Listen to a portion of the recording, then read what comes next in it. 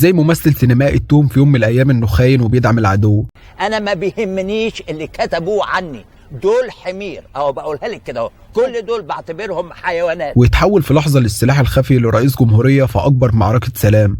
فانني اقول لكم ان عليكم ان تتخلوا نهائيا عن احلام الغزو، وان تتخلوا ايضا عن الاعتقاد بان القوه هي خير وسيلة للتعامل مع العرب. القصة بدأت من الجرايد اللي كانت بتطالب بسحب جنسيته المصرية، لكن في نوفمبر سنة 1977 ولما أبواب السياسة والدبلوماسية اتسدت تماما، الرئيس أنور السادات أخذ قرار بره الصندوق، ساب كل الأجهزة الرسمية وطلب بنفسه عمر الشريف في التليفون عشان يكلفه بمهمة سرية وخطيرة جدا. السادات قالها له على بلاطة: استغل اسمك وعلاقاتك في الغرب وتواصل مع المسؤولين في إسرائيل، عايز أعرف بجد هل هيستقبلوني في القدس لو جيت ولا لا. عمر الشريف ما ترددش لحظة، اتحرك بكاريزمته ونفوذه الدولية عشان يكسر الجدار العازل ويمهد الطريق لأهم زيارة سياسية هزت العالم في القرن العشرين. قلت له عايز يجي عندكم ويعمل يعني اتفاقية مع بعض. قال لي ده لو جه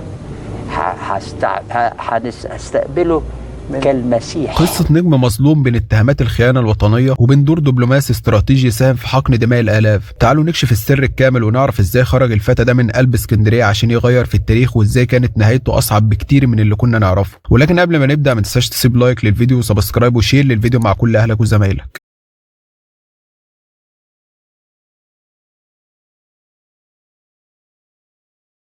في 10 ابريل سنة 1932 وفي قلب اسكندرية اتولد طفل في عيلة مسيحية كاثوليكية من اصل سوري لبناني من اكبر تجار الخشب في مصر. الطفل كان قدامه الدنيا مفروشة بالورد والفلوس، وكان المكتوب له انه يكبر ويبقى باشا من الباشوات. اسمه الحقيقي كان ميشيل ديمتري شالهوب، الشاب الاسكندراني الانيق اللي اتعلم في كلية فيكتوريا المشهورة، بيتكلم لغات وبيركب خيل وعنده حضور يخطف العين. ابوه كان بيجهزه عشان يستلم شغل الخشب ويبقى رجل اعمال كبير زيه، لكن ميشيل ما كانش شايف نفسه خالص بين شوادر الخشب والحسابات والدفاتر. ميشيل كان مسحور بالسينما والتمثيل، الفن كان بيجري في دمه لدرجه انه وقف قدام ابوه وعيلته ورمى العز والمستقبل المضمون ورا ظهره واختار يجري ورا حلمه. ومن هنا بدات القصه، وكتب بايده اول سطور في رحله اسطوريه، رحله ولد خرج من شواطئ اسكندريه وقدر في سنين قليله يوصل للقمه في الوجود. وبعد ما ميشيل اخذ القرار الصعب وقرر يرمي تجاره الخشب ورا ظهره، كانت عينيه مركزه على نقطه واحده بس: ازاي يدخل عالم السينما من اوسع ابوابه. وهنا بتيجي ضربه القدر سنه 1954. في الوقت ده المخرج الشاب الجريء يوسف شاهين اللي كان زميل ميشيل القديم في كليه فيكتوريا كان بيجهز لفيلم سينمائي ضخم وهيغير شكل السينما المصريه، فيلم صراع في الوادي. شاهين كان بيدور على وجه جديد كليا، شخص مختلف جدا وشاب عنده حضور وكاريزما خاصه يلعب دور البطوله. اول ما يوسف شاهين افتكر ميشيل شالهوب وحضوره قال هو ده، وعرض عليه الدور. وعشان يدخل الشاشه باسم سينمائي جذاب يترسخ في اذهان الجمهور، قرر يختار له اسمه الخالد اللي هيعيش مع الناس للابد. اتولد اسمه عمر الشريف، وفعلا في سنه 1954 ينزل فيلم صراع في الوادي للسينمات، وتتحول صالات العرض البركان من الانبهار. الجمهور والنقاد اتصدموا من الشاب الجديد اللي اثبت وجوده بثقه واداء تمثيلي جبار. ومن اللحظه دي بالذات اتولد ألمع نجوم السينما المصريه، وبدات رحلته الفنيه اللي ملت الدنيا وشغلت الناس. ومع اول مشهد جمع بين عمر الشريف وسيده الشاشه العربيه فاتن حمامه في فيلم صراع الوادي سنه 1954، السينما المصريه شهدت ولاده اسطوره حيه.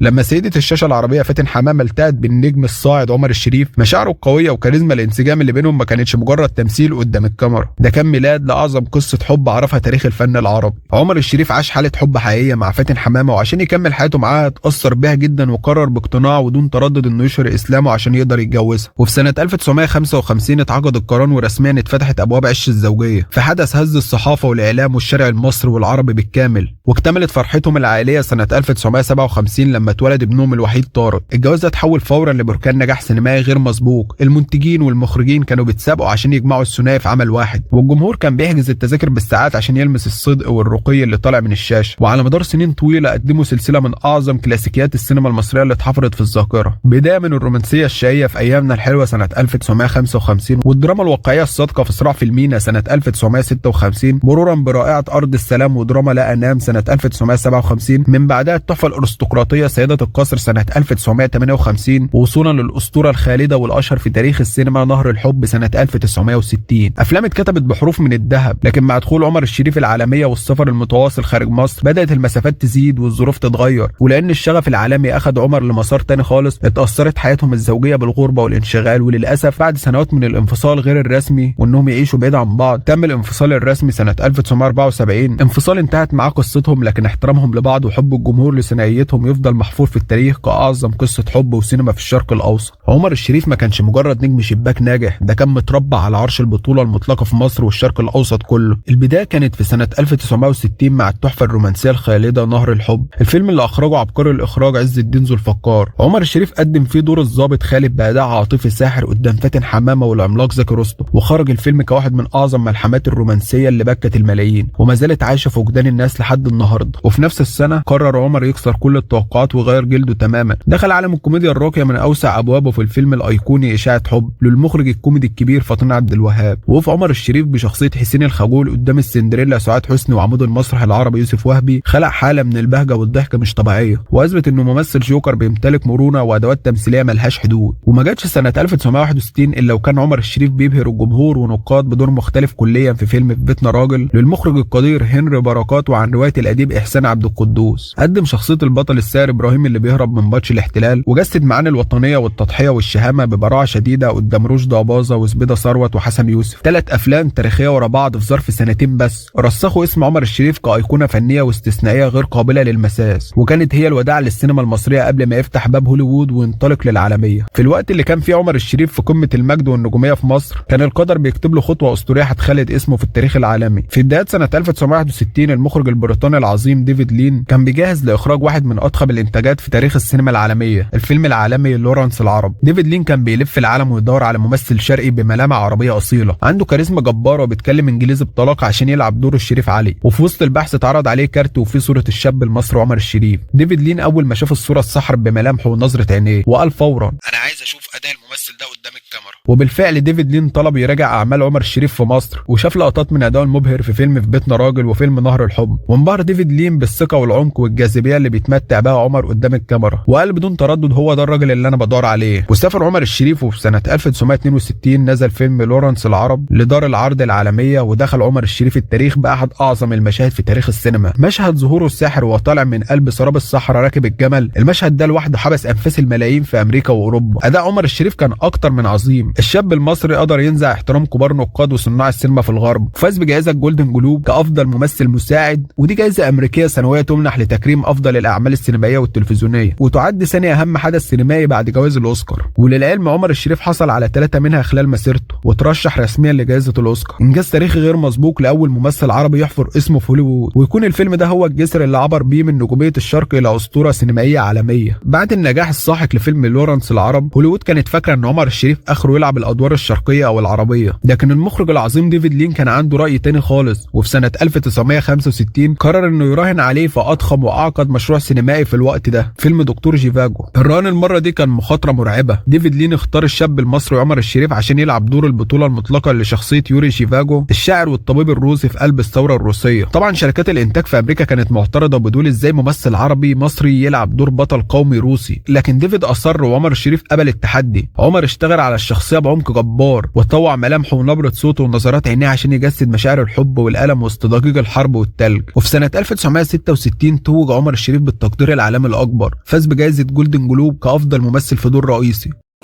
The winner is Omar Sharif.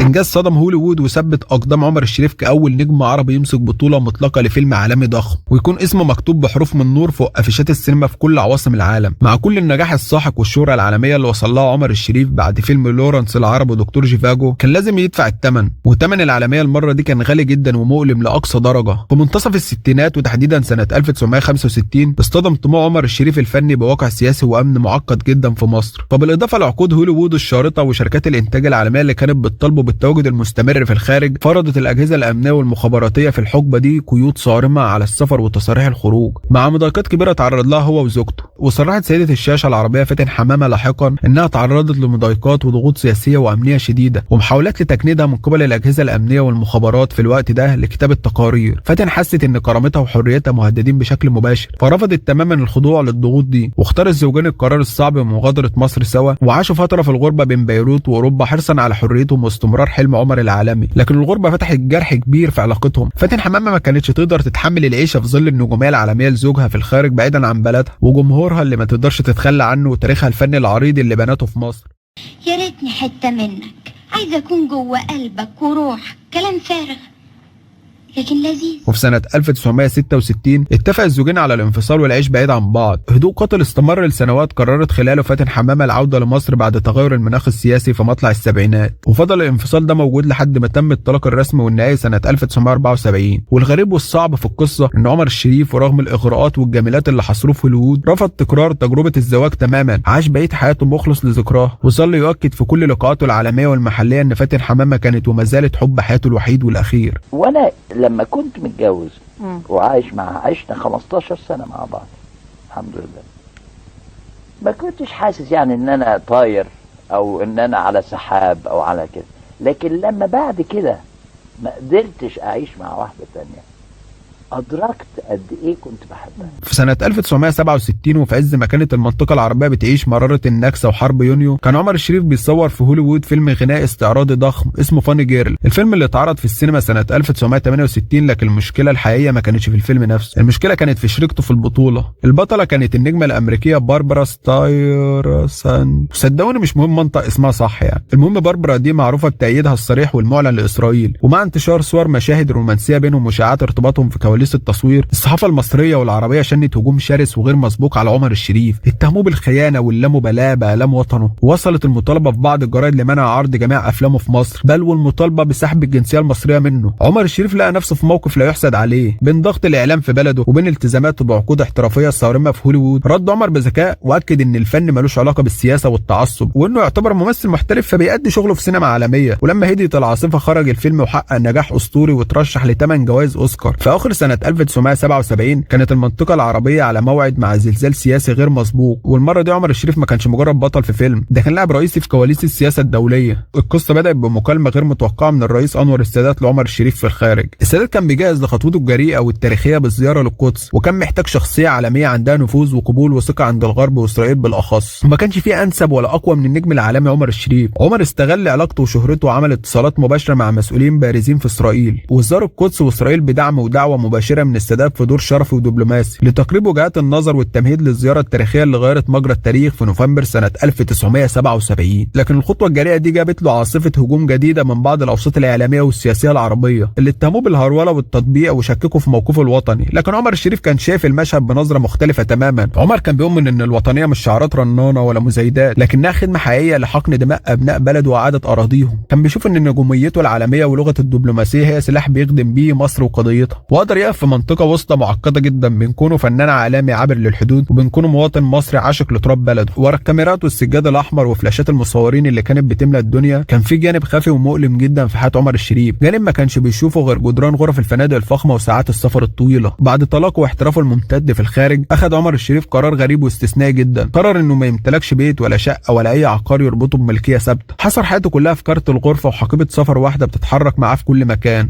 أنا باكل بس في مطاعم وبنام بس في اوتيلات، ما عنديش بيت، ما عنديش شقه. التنقل المستمر ده ما كانش مجرد رفاهيه او شياكه نجم عالمي، ده كان ضريبه قاسيه فرضتها عليه الشهره وحياه الاحتراف. عشان يهرب من جدران الفنادق والوحده اللي كانت بتلاحقه في الغربه، عمر الشريف دور على منفذ يحرق فيه وقته وطاقته، والهروب ده كان عن طريق عالمين فيه من المخاطره والشغف اقصى درجاتها، لعبه البريدج ومضامير سباقات الخيول. وللي ما يعرفش، البريدج مش مجرد لعبه ورق عاديه بنلعبها للتسليه، دي رياضه ذهنيه عالميه معقده جدا بتتطلب ذكاء خارق وتركيز حديدي وحسابات رياضيه واستراتيجيه دقيقه بين فريقين عشان تكسب الجيم. وعمر الشريف ما كانش مجرد لاعب هواه، ده وصل لقمه الاحتراف العالمي في اللعبه دي، وفي السبعينات اسس فريقه الخاص اللي طاف بيه العالم باسم عمر شريف بريدج. اما عشقه التاني فكان سباقات الخيول، واشترى اسطبل خيول خاص بيه في فرنسا، وكان بيواظب على حضور اكبر سباقات الخيل العالميه في باريس ولندن. ولما تسال عمر الشريف في سن متاخر عن سر العشق المفاجئ ده للبريدج والخيول، جاوب بصدق صدم الجميع، قال انها ما كانتش مجرد هوايه، لكنها كانت مخدر بيحاول يهرب بيه من الاكتئاب والوحده والتفكير المستمر في اللي ضاع منه. بعد سنين طويله من قبول ادوار عاديه لمجرد سداد الديون والمراهنات، كان كتير من النقاد فاكرين ان شمس عمر الشريف الفنيه غابت خلاص، لكن الاساطير الحقيقيه ما بتموتش. سنه 2003 خرج عمر الشريف للعالم بالتحفه السينمائيه الفرنسيه الخالده السيد ابراهيم وظهور القران، الفيلم اللي اخرجه المخرج الفرنسي فرانسوا دوبيرون عن روايه الكاتب الشهير إيريك إيمانويل شميت. عمر الشريف قدم في الفيلم دور عم ابراهيم، راجل مسن وحكيم وطيب بيمتلك محل بقاله صغير في حي باريسي فقير، وبتتنشأ بينه وبين طفل يتيم ومشتت علاقه انسانيه وروحيه ساحره بتعلمه معاني التسامح والمحبه وعمق الحياه من خلال نظره دافئه وفلسفه هاديه. اداء ما كانش فيه اي اصطناع، كان عباره عن خلاصه خبره وعمق راجل عاش الحياه بحلوها ومرها. وفي سنه 2004 انحنت السينما الفرنسيه تقديرا للنجم المصري، وفاز عمر الشريف بجائزه السيزار كافضل ممثل في فرنسا. Le César du meilleur acteur est attribué à Omar Sharif.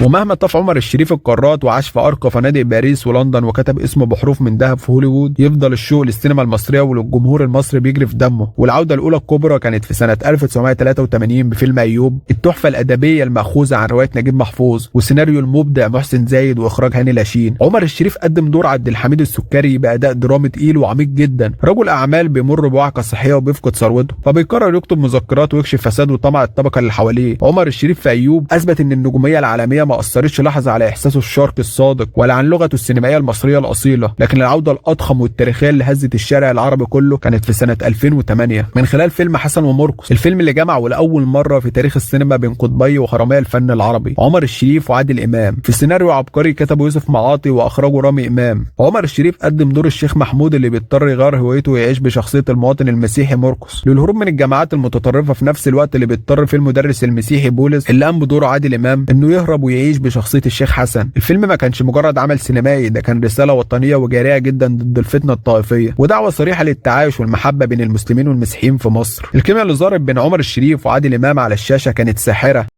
في بداية سنة 2015 كشف ابنه الوحيد طارق عن معاناة والده مع المرض، الذاكرة اللي شالت نص قرن من النصوص والسيناريوهات ولغات العالم بدأت تطفى أنوارها بالتدريج. المأساة الحقيقية إن عمر الشريف نسى إنجازاته ونسى أفلامه حتى جوائزه العالمية، لكن الغريب واللغز اللي دهش الجميع إن اسم فاتن حمامة كان الملمح الوحيد اللي بيلمع في ذاكرته، كان بيسأل عليها بحنين وما كانش قادر يستوعب إنها سابت الدنيا ورحلت قبله بشهور قليلة في يناير 2015. وفي يوم الجمعة 10 يوليو 2015 في أحد مستشفيات القاهرة اتوفى عمر الشريف نتيجة نوبة قلبية حادة، وأسدل الستار رسميا عن حياة لورنس العرب عن عمره يناهز 83 سنة. ما تنساش تسيب لايك وسبسكرايب وشير للفيديو مع كل اهلك وزمايلك، وقولوا لي في الكومنتات تحت مين تحبوا نتكلم عليه الفيديو الجاي. اشوف وشكم على خير في الفيديو الجاي ان شاء الله. السلام عليكم ورحمة الله وبركاته.